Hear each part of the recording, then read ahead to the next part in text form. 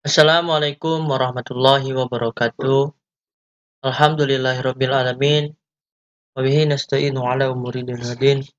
Shalatu wassalamu ala asyrofil anbiya'il mursalin wa ala alihi wa ashabihi ajmain amma ba'du.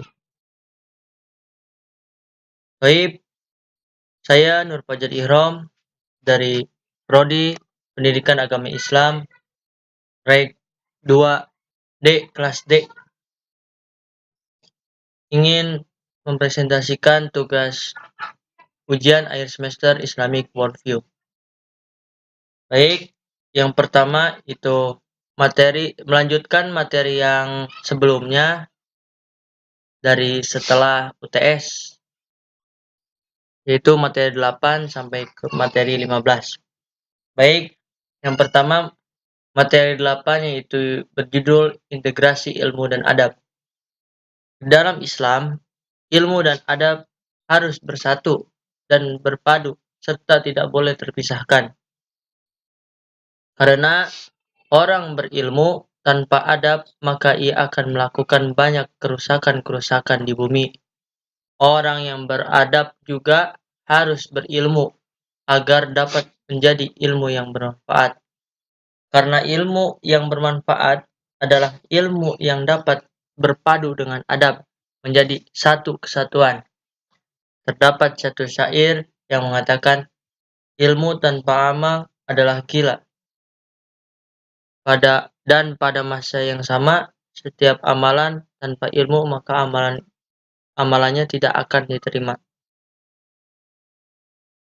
Setiap orang memiliki hak untuk menyampaikan ilmunya pada siapa saja sesuai dengan integritas keilmuannya. Walaupun dia tidak mempunyai titel apapun, dia di dalam Islam tidak ada bedanya ilmu dunia dan akhirat, sebab keduanya saling berkaitan. Yang ada hanyalah perbedaan antara ilmu fardu ain dan ilmu fardu kifayah. Ilmu yang wajib, ilmu fardu ain itu ilmu yang tidak bisa diwakili. Jadi setiap orang harus memilikinya, dan ilmu fardu kifayah bisa diwakilkan. Dan hal yang paling penting dalam menuntut ilmu adalah keikhlasan niatnya. Dan dalam menuntut ilmu banyak adanya rintangan, maka jadikanlah hal tersebut sebagai motivasi untuk lebih giat dan sabar, juga istiqomah di dalamnya. Ada 3 cara agar ilmu dapat bermanfaat, yaitu dengan menerapkan adab. 1. Adab terhadap diri sendiri. 2. Adab terhadap guru. Dan 3. Adab terhadap pelajarannya. Contoh adab terhadap diri sendiri, yaitu kita harus sayang kepada diri sendiri, pengertian kepada diri sendiri akan butuh ilmu. Ilmu itu kebutuhan kita gitu. Yang kedua, adab terhadap guru. Adab terhadap guru contohnya misalkan di majelis ilmu hari malam ini jadwal pengajian fikih. Seorang santri harus menunggu gurunya di dalam majelis ilmu. Jangan sampai gurunya terlebih dahulu dibanding muridnya. Dan yang ketiga, adab terhadap pelajarannya, yaitu ketika melihat sesuatu atau seperti melihat kitab pelajaran, buku seperti itu tergeletak di bawah, maka harus diangkat ke atas. Itu adalah contoh kita adab terhadap pelajarannya. Lanjut materi yang ke-9 yang berjudul Jiwa dan Potensi Manusia. Ta'ziyatun nufus atau tazibun nufus artinya mendidik jiwa. Mendidik jiwa diutamakan sebelum mendidik jasad, karena manusia terdiri dari jasad dan rohani. Dalam Al-Quran, ruh dan jiwa dibedakan. Jika jiwa dididik dengan benar, maka akan timbullah ketakwaan dalam dirinya. Tetapi jika dididik dengan tidak benar, timbullah rozali. Tidak ada bedanya antara orang Arab dan luar Arab. Semuanya manusia dilihat dari ruhnya atau jiwanya, bukan dari rasa atau warna kulit atau lainnya. Kata Imam Al-Ghazali, jiwa manusia kotor itu berdasarkan 4 perkara. Yang pertama, hubud dunia, cinta terhadap dunia, berpenyakit, al-hawan, sepuh atau lemah kropos, contoh iri dengki, yaitu ya hubud dunia, penyakit al-hawan, penyakit ain. Yang kedua, al-khalaq, terlalu berharap atau bersandar pada manusia atau makhluk. Contohnya seperti laba-laba yang bergantung pada sarangnya. Ria, munafik. Yang ketiga, syaitan, faktor godaan atau bisikan setan atau waswas setan. 4. Mengikuti hawa nafsu. Manusia jiwanya terdiri dari 3 unsur, syahwat, akal, dan emosi. Nah, potensi manusia, kejiwaan, kita harus bisa mengatur hawa nafsu kita. Jangan sampai kita terus-menerus mengikuti hal-hal buruk. Lanjut, materi yang ke-10, yaitu konsep bahagia dan sukses. Konsep bahagia dan sukses. Quran surat Al-Mu'min, di dalam Quran surat Al-Mu'min, bahagia atau as-sajadah, baukul khair, idrokul matpolik, atau dalam kurung terpenuhi kemauannya. An-najah, sukses. Jadi orang mukmin senantiasa bahagia, baik lahir dan batin, senantiasa berada dalam zona kebaikan, senantiasa terpenuhi keinginan-keinginannya, senantiasa menang dalam kehidupannya. Itulah yang disebut kebahagiaan yang hakiki. Pada aflahal mukminun. Jika khusyuk hatinya, maka khusyuk seluruh anggota tubuhnya. Maka hendaklah fokus dengan menghimpun semua pikiran hanya untuk sholat dan dengan bertadabbur bacaan Quran. Karena kebahagiaan ditentukan dari sholatnya dan kekhusyuannya dalam sholat berdampak positif pada kehidupan pribadinya. Orang muslim senantiasa berzakat dan mereka akan merasa bahagia ketika ia dapat memberikan kepada orang lain karena harta adalah beban. Maka dari itu orang yang berzakat senantiasa bahagia. Apabila seseorang ingin bahagia, maka harus bisa menjaga sholat.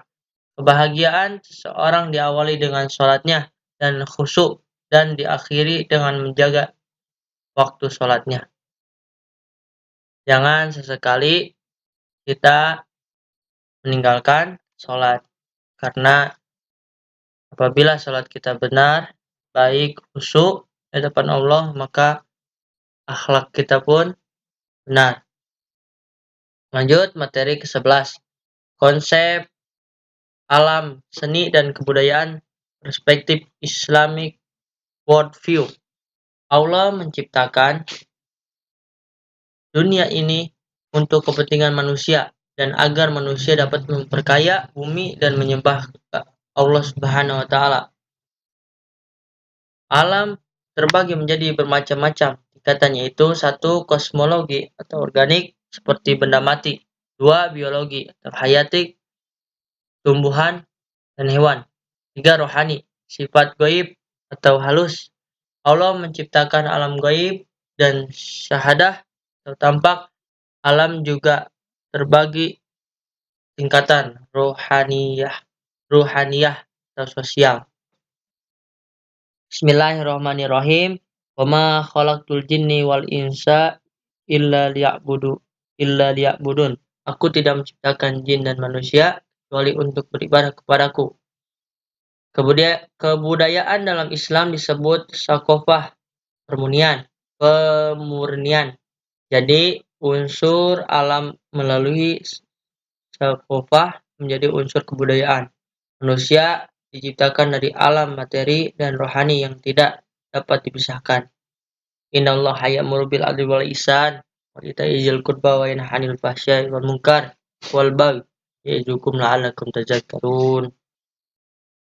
Islam dalam memakmurkan alam tak luput dari politik, karena dengan politik dapat membuat siasat untuk mensejahterakan sosial manusia.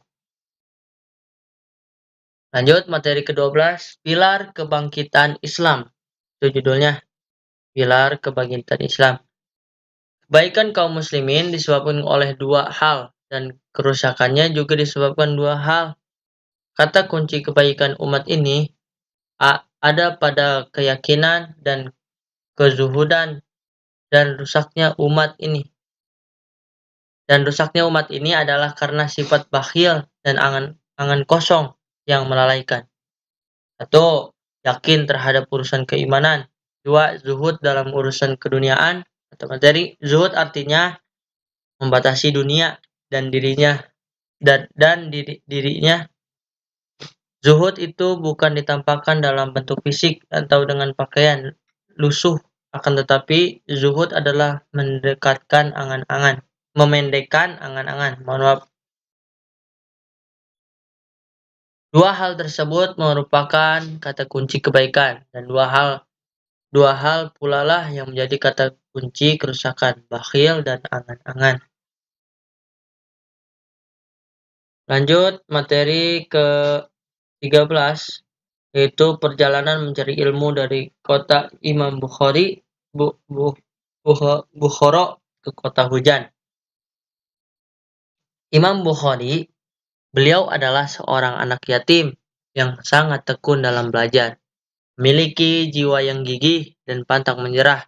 Imam Bukhari dikenal sebagai Amirul Mukminin fil hadis wal Sayyidul Muhaddisin. Gelar yang ia dapat itu merupakan buah hasil dari ketekunan beliau dalam meriwayatkan hadis. Beliau memiliki 1080 guru. Hadis yang dihafal oleh Imam Bukhari lebih dari 1 juta hadis, tetapi yang telah diseleksi kurang lebih 600 hadis. Keberhasilan Imam Bukhari itu tidak lain dan tidak bukan karena jasa ibunya juga. Ibunya selalu mendoakan Imam Bukhari agar menjadi orang yang bermanfaat bagi agama. Doa seorang ibu bagai doa seorang rasul. Imam Bukhari, beliau adalah seorang anak yatim yang tekun. Yang tadi udah ya. Yang tekun, dia memiliki 1080 guru, dan hadis yang sudah diseleksi yaitu kurang lebih 600 hadis.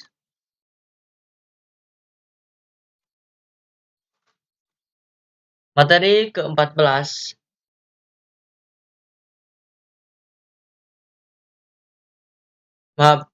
materi yang tadi ke-13. Jadi kita nih sebagai mahasiswa atau sebagai anak muda harus bisa mencontohkan Imam Bukhari dalam ketekunannya menimba ilmu, karena peradaban disebabkan oleh ilmu. Jadi jangan pernah berhenti untuk menuntut ilmu, karena itu adalah pilar peradaban. Kalau anak-anak muda tidak memiliki jiwa Islamik, maka runtuhlah suatu peradaban. Manusia yang diperlukan oleh Islam yaitu manusia yang memiliki peradaban, visi dan misi, tujuan ya. Lanjut materi ke-14. Itu judulnya diabolisme pemikiran. Istilah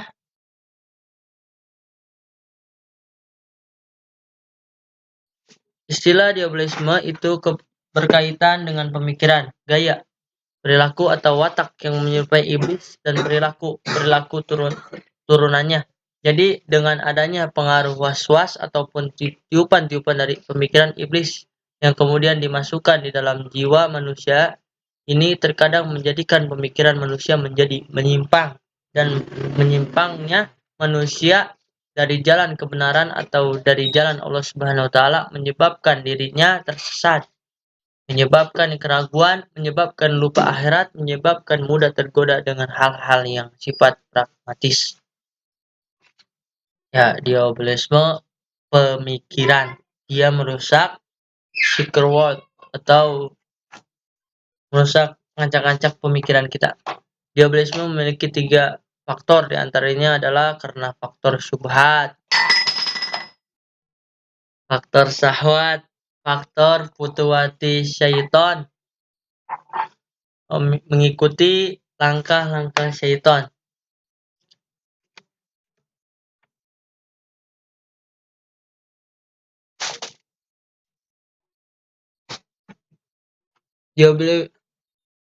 Diabolisme pemikiran itu bagaimana kita mengenal pemikiran-pemikiran yang menyimpang, watak satanisme yang mengikuti langkah-langkah setan. Watak setan itu menyebabkan seseorang membangkang atau menentang dari ajaran Allah Subhanahu wa taala.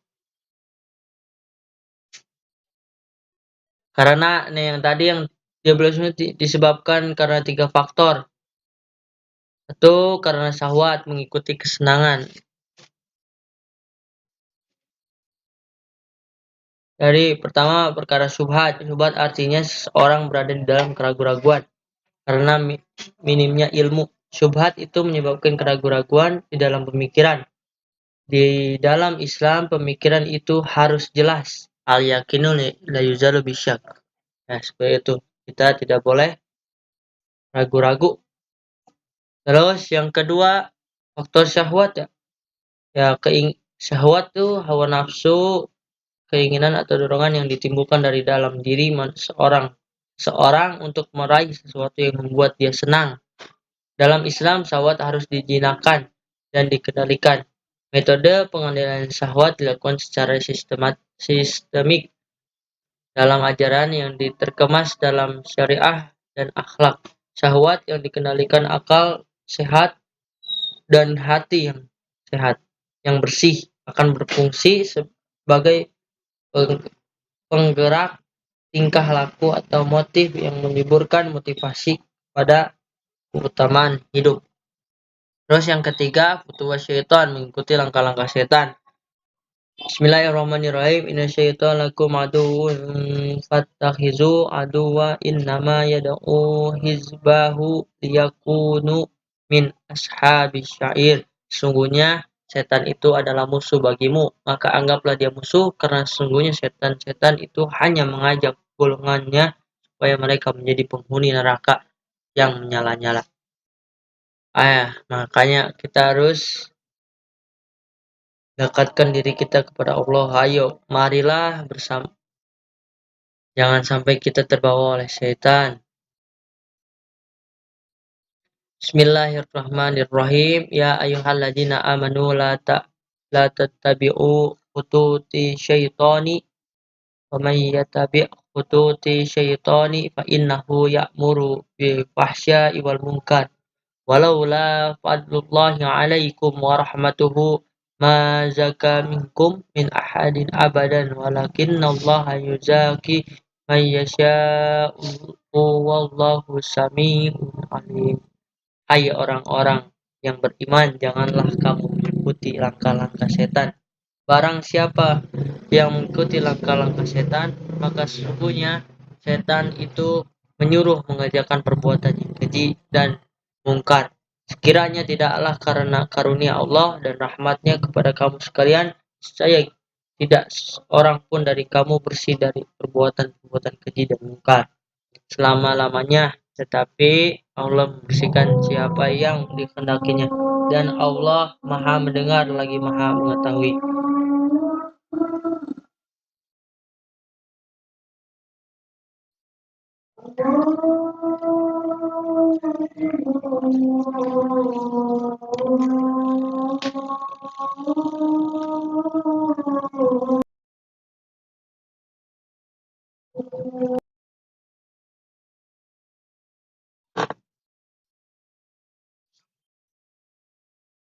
Baik, Materi yang ke-15 ialah alam gaib dan kebangkitan. Dalam Al-Quran disebutkan ada dua alam, yaitu alam gaib dan alam syahadah.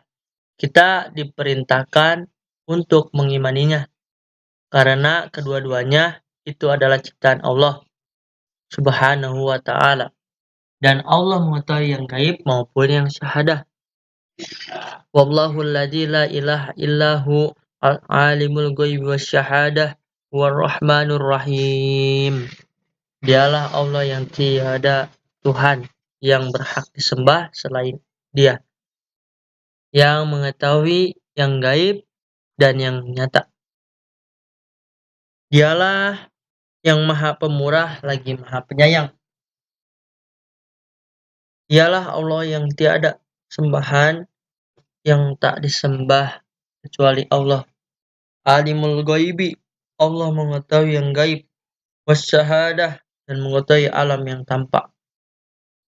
Tidak ada yang samar di sisi Allah Subhanahu wa Ta'ala. Alam-alam yang sifatnya syahadah kita melihat dan juga sudah tampak di hadapan kita. Kita diperintahkan untuk memakmurkan alam jagat raya ini dengan menjalankan perintah Allah, hingga dengan tinta Allah ini Allah menjadi makmur dan sentosa.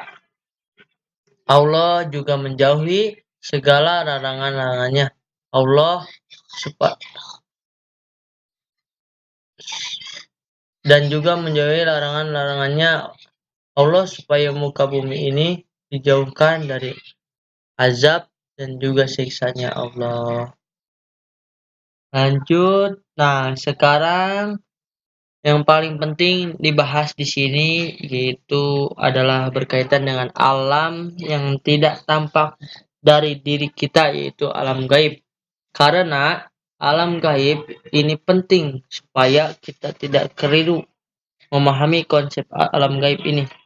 Kadang orang percaya terhadap alam gaib tapi keliru dalam memahami alam gaib tersebut, sehingga yang terjadi adalah kurofat, klinik atau dan hal-hal itu jauh dari tuntunan syariat, karena klinik ataupun khurafat yang terjadi di masyarakat itu sebenarnya berangkat keyakinan mereka terhadap alam gaib cuman keliru, salah jalan. Jadi oleh karena itu mengimani alam yang gaib itu wajib dengan jalan yang benar, yaitu dengan tuntunan yang benar, tidak sekedar percaya tidak hanya dalam sebuah keyakinan, tetapi harus dituntun dengan jalan yang baik, ajaran-ajaran yang baik.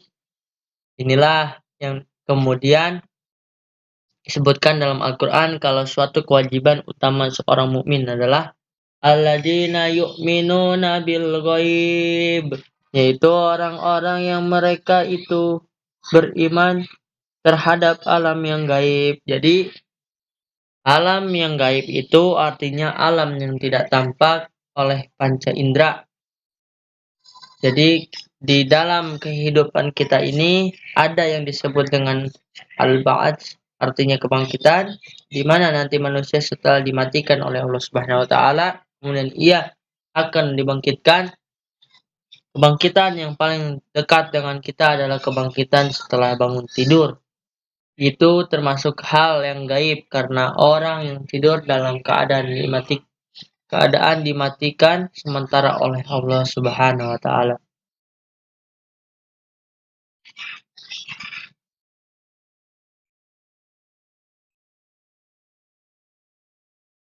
Nah,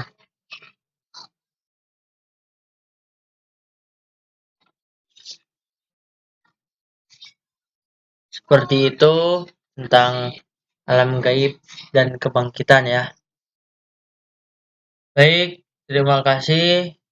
Saya Nur Fajar Ihrom, Prodi Pendidikan Agama Islam, kelas reguler D, 2D.